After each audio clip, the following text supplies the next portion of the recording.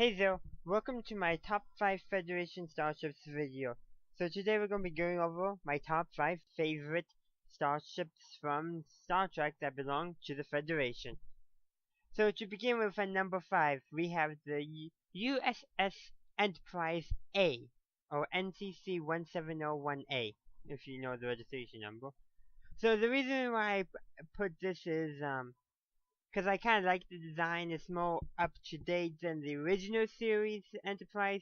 It's pretty much the same layout, maybe a few extra decks I believe, but very similar overall, same basic design, but it's just sleeker looking. It looks more sci-fi. It looks like it truly followed the NX-01, while the original series Enterprise looked like it was before the NX-01 in Starship technology design. Though also the stylistic things too that you gotta factor in, and I'm gonna have a video about that in the future. But let's go on to my number 4 pick, which is the USS Defiant. And for those who are wondering, I do not know its registration number, too many digits. But anyhow, this one is it. I put this on number 4 because it's a pretty unique ship in Star Trek. It's one of the few that few starships in the Federation that are primarily warships. Sure, it can do some science stuff, but it was primarily designed as a warship. And actually, and only 3 Defiant class starships are ever named in the series in DS9. But I believe they do show overall. I think there was one in the last episode of Voyager and a few others shown during the Dominion War episodes. But yeah, other than that, it is a pretty unique ship. You really don't get to see its design too often. And pretty much the only other times you see it, it's the starship design itself is a huge part of the plot. It's not just a simple background ship, which makes it pretty unique overall. Oh yeah, I just want to mention before we go on to my number 3 pick that the Enterprise A was a Constitution class refit, or refit Constitution class. But now that I got that side note out of the way, let's move on to my number 3, which is the USS Enterprise D, NCC 1701D. So I put this at number 3 because it's just kind of nice. It's huge. It really is such a huge ship. It gives us the first experience of holodecks, and a bunch of others had 10-4, which is a pretty unique thing when you think about it, because except for DS9, there's really no place for characters to kind of just hang around out of rank, out of, not necessarily uniform, but definitely out of the standard chain of command where you can just socialize. You don't get to see that too much in the other series as much. Maybe some more in Voyager because of the use of the holodeck, but generally, no. And the Enterprise D had something like that allowed that to occur, which was kind of nice. And also nice to see a group area for everyone to hang around in. It was 10-4. You didn't see any mess halls or anything. You didn't see. It's too much. Sure, you holodecks. And then in on the Enterprise, the A and the original series Enterprise, all you really had, you had I think a recreation room on the A, and you had a mess hall and a recreation room on the original series, but you don't get to see it too much. But on the Enterprise D, you really got to see them using tenfold for socialization among the crew. So we're going to move on to my number 2 pick now, which is the USS Enterprise and XO1. Yes, I put this above the two other enterprises. There's a lot of enterprises, may I tell you, there's a lot. But I choose this one because it's kind of neat. It shows the design that the Federation will adopt, but shows it in a much smaller format. Like, they only had like a little over 50 crew members, compared to even Voyager, which had 150, and it was a much larger ship. Bigger quarters too, but besides that, it's a neat ship. Shows really how the Federation changed a lot from not really using transporters to using transporters, a decreased use of shuttlecraft, and that. So there's a lot of other things. The warp core is how different it's set up. It's kind of neat, where it's like the focus in engineering, but you really didn't get to see as much with like the Enterprise in the original series. You got to see, like the Enterprise D and Voyager, and even A to the extent. You got to see a little more of the warp core in the ship, but not too much.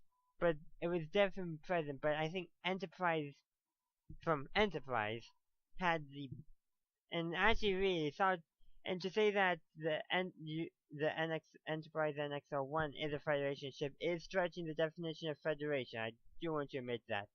But since Earth was a founding member of the United Federation of Planets, and Starfleet, the United Earth Starfleet essentially became the, the Federation Starfleet, I consider it valid, and since it lived up right to the signing of the Federation Charter, and was decommissioned right after the charter signing, so it was a Federation starship for probably less than a day, but I consider it counting.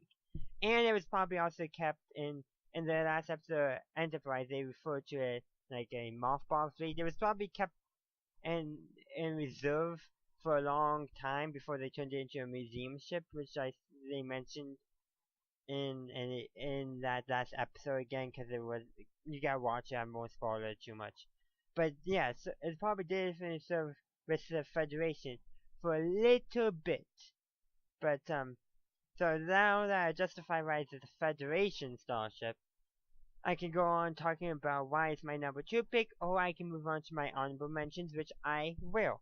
So my first honorable mentions is the USS Enterprise NCC 1701E, the Enterprise E. So I put the ship on, it's only an honorable mention because we don't know too much about it. We only get to see it in 3 movies. I feel like we just didn't give us a good enough look at it. So that's why it's one of my honorable mentions. And my second and last honorable mention is the USS Enterprise NCC-01. Yes, the original Enterprise from the original series is only an honorable mention. Go ahead, yell at me in the comments. I'm ready. I'm ready to accept that. But the reason is because it feels out of place from all the other starships, Federation starships. Now, I do think it was partly because, the set design, it was very futuristic, and it is somewhat futuristic. The only non-futuristic thing is the lack of touchscreens. But other than that, it is a pretty well advanced starship when you think about it. Warp engines, anyone? But other things I do want to give a mention out toward is that there's a lot of good things. I can keep on justifying my placement as much, but I do want to say before I move on to my number 1 pick that how it is they handled this in the episode of DS9 is they were talked about 23rd century design. So, because you see how starship designs change, like just look between Enter Star Trek Next Generation and then Voyager, and even DS9. Besides uniform changes, ship design changed, interface design changed to a limited degree. They kind of, but you can see how things like the colors change. I think in DS9 was of course set up for DS9, but you can see it defined. But let's focus mainly on Voyager. The multitude of colors that you saw in the Enterprise D's interface was toned down a bit. It became more blue, like black screen, bluish highlights, and then the same color text, maybe white text. I can't recall. But still the base, you can still see the same design, it just changed. And then a lot of other designs changed, pushing the saucer and engineering sections closer together. You saw that with Voyager and other ships too. And then it goes, you even had the Defiant, which had no saucer section. But then starship design does greatly change, and I think that's what makes the Enterprise unique too, how it was an interesting design period in the Federation. granted, it seemed like the entire Alpha Quadrant at the time, but just show you how designs changed. They went from more, they almost like a retro look was in fad then, and then eventually that went away and it was replaced with more sleeker and sci-fi looking things.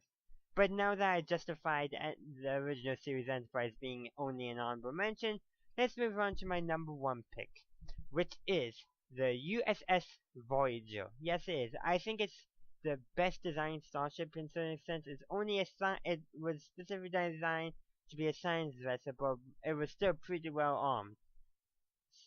So it was but it wasn't not like the what was it?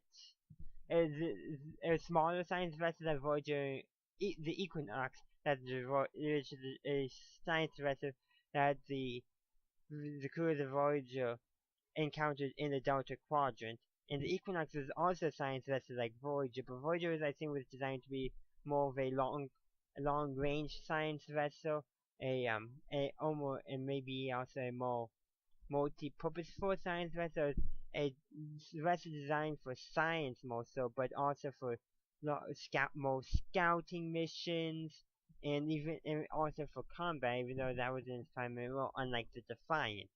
But the Equinox was designed like for short-range scientific missions. Voyager was designed like for the longer-range counterpart to for easier usability as opposed to the big, gigantic Galaxy class starships that were used, such as the Enterprise D.